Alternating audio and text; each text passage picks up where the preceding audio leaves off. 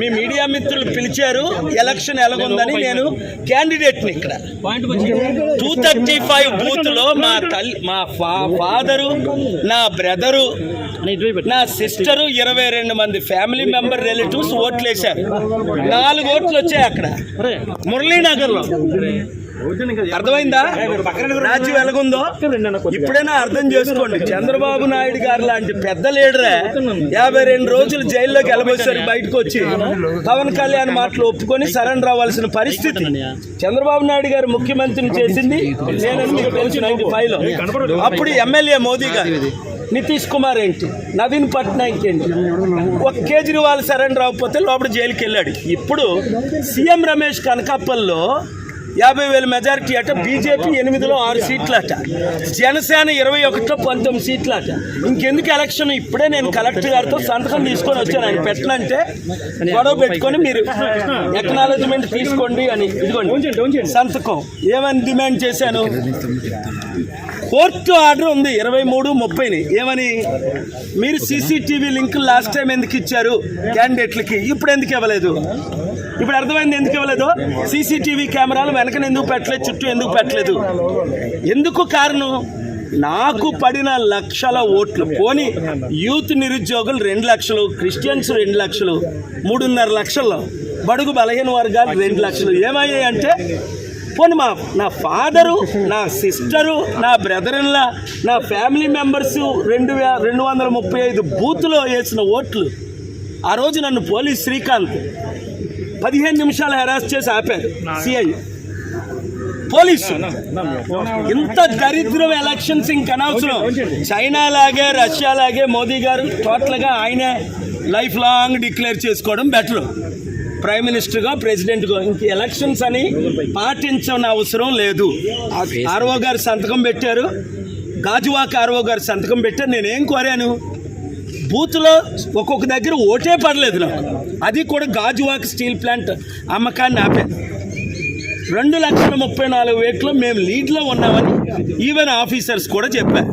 అక్కడ 1, 2, 3, 8 ప్లేసుల్లో 0.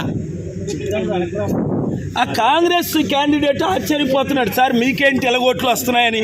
ఎందుకంటే మీరే లీడ్లో ఉన్నారు, మీకు భరత్కే ఫైటు, టీడీపీకి వైసీపీ పక్కన పెట్టిందని. అలాంటిది ఇంక ఎలక్షన్స్ ఎందుకు? అందుకనే బాయ్కట్ చేసాం, బయటకు వచ్చాం, కౌంటింగ్ ఆపమన్నాను, పోలింగ్ రీపోలింగ్ పెట్టమన్నాను.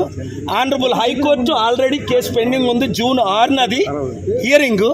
అక్కడ నేను ఫ్యాక్ట్స్ ప్రజెంట్ చేస్తాను. వెబ్ లింక్ ఎందుకు ఇవ్వలేదు మాకు తెలిసిపోద్దని. మొత్తం ఈవీఎంస్ రిప్లేస్ అయ్యాయి, చైనా రష్యన్ చిప్ ఉందని. ఇక్కడ పెద్ద క్యాండిడేట్ ఎవరైతే లీడ్లో ఉన్నారో ఆయన నెంబర్ 2 చెప్పారు, పేరు చెప్పను. కానీ ఇప్పుడు ఇంకెందుకు ఎలక్షన్స్? అయితే మోదీకి సరెండర్ అయితే, నేను మొన్నే చెప్పాను కదా 300తో మళ్ళీ మోదీ ప్రైమ్ మినిస్టర్ అవుతారు. ఎలాగవుతారో చెప్తానన్నాను. 200 అరౌండ్ ఇండియా వస్తుందని నేను చెప్పినట్టే జరుగుతున్నాయి.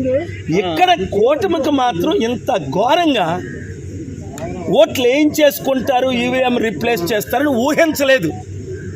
మునుగోడులాగా మాకు ఇక్కడ ఓట్లు. నేను పుట్టినూరు, పెరుగునూరు, 1000 కోట్లు దానం చేసిన నేను.